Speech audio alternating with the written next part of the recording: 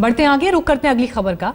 टीपू सुल्तान की शिवाजी से तुलना पर भड़का विवाद थमने का नाम नहीं ले रहा। जाने माने अभिनेता और निर्देशक गिरीश कर्नाड को ट्विटर पर जान से मारने की धमकी दी गई, लेकिन इसी बीच मैसूर से बीजेपी सांसद को भी धमकी दी गई है और उन्हें यह कहा गया है कि अगर वो मुसलमानों के खिलाफ बोलेंगे तो उन्हें भी इसका हश्र झेलना होगा।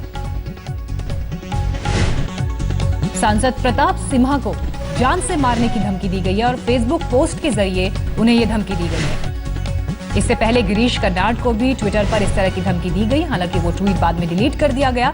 लेकिन ये मामला अब किस तरह से आगे बढ़ रहा है और इस पर कैसे विवाद हो रहे हैं, इसकी ये दो मिसाल देखने को मिली। दो तस्वीरें आपके सामने, एक तरफ गिरीश कर्नाड को पहले ट्विटर पर धमकी मिली और उसके बाद बीजेपी के सांसद को भी धमकी दी गई है, प्रताप सिम्हा, और उन्हें यह कहा गया है कि अगर वो मुसलमानों के खिलाफ बयान देंगे तो उनकी जान को खतरा है।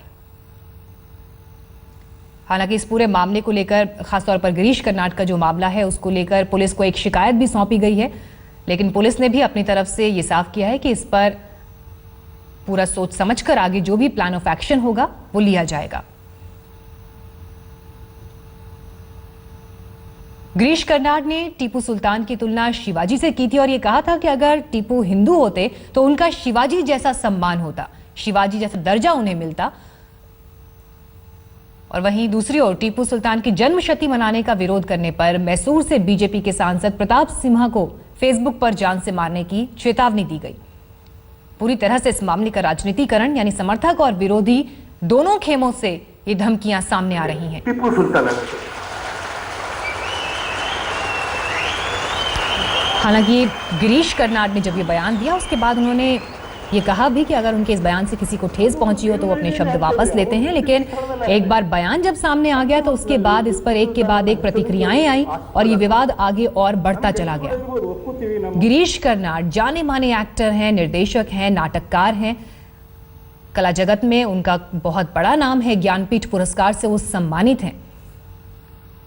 लेकिन एक बयान और उसके बाद विवाद। टीपू सुल्तान की तुलना उन्होंने शिवाजी से किया और कहा कि अगर टीपू सुल्तान हिंदू होते तो उनका सम्मान शिवाजी जैसा होता, और यहां तक कह डाला कि बेंगलोर एयरपोर्ट का नाम उनके नाम पर हो।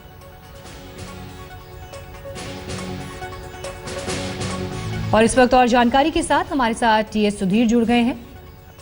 टीएस सुधीर, आप बताएं अभी किस तरह से पुलिस इन दोनों मामलों को देख रही है, जो धमकी के मामले इन दोनों केसेस में सामने आए हैं? बिल्कुल, एक तो गिरीश कर्नाड के घर पे जो सुरक्षा और तैनात कर दी गई है, ज्यादा पुलिस फोर्स वहां पे तैनात कर दी गई है, क्योंकि जहां तक कर्नाटका पुलिस का सवाल है, उनको याद हुआ कि जो कलबुर्गी की जो मृत्यु हुई थी, उनको मार दिया गया था, वो इस वजह से था कि उनकी सिक्योरिटी को विड्रॉ कर दिया गया था। कलबुर्गी ने खुद कहा था कि उनको सिक्योरिटी की, सुरक्षा की जरूरत नहीं है।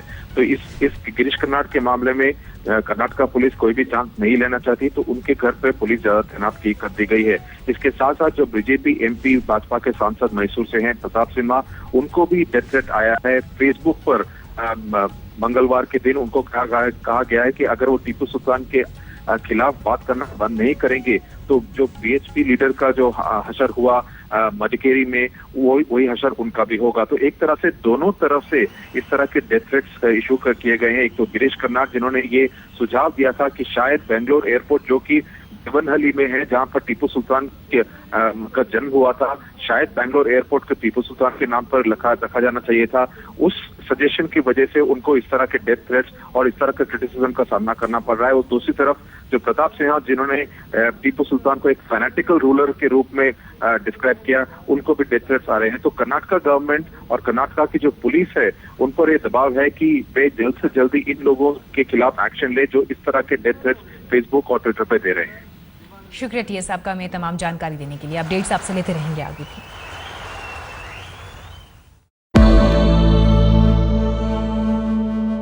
नि स ग म म म नि प म ग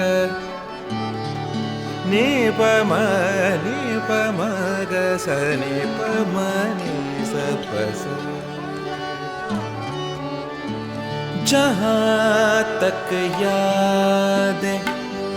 याद आती रहेगी